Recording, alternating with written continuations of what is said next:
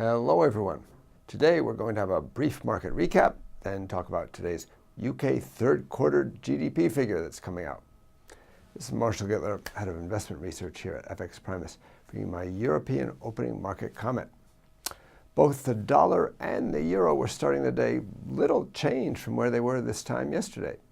The US economic news was generally favorable. The September trade deficit narrowed more than expected, which boosted third quarter GDP forecasts, and the market service sector PMI beat expectations. But trend-following traders took profits as they see a loss of momentum in the dollar. Positioning is apparently getting a bit stretched. The market's also starting to discount less easing in Europe. European bond yields are rising and European bank stocks are rallying. So the two sides balanced each other out, and net-net, there was little change. Sterling rose, even though the trade minister suggested that UK banks will probably lose their right to provide services into the European Union after Brexit. And the yen weakened for no apparent reason, probably just US-Japan monetary policy divergence. Elsewhere, the New Zealand dollar ignored a record trade deficit as it was largely attributable to one-off purchases of aircraft and parts.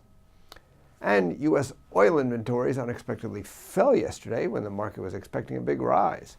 That should have been bullish for oil, but in the event, oil prices are unchanged today, as most of the decline was on the U.S. West Coast. That's an isolated distribution system that's not representative of U.S. supply and demand as a whole.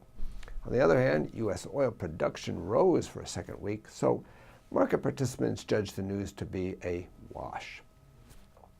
As for today, the European day starts out with UK third quarter GDP. Growth is expected to decelerate sharply from the second quarter, but that should be no surprise to anyone, as the Brexit vote on June 23rd came just a few days before the third quarter started.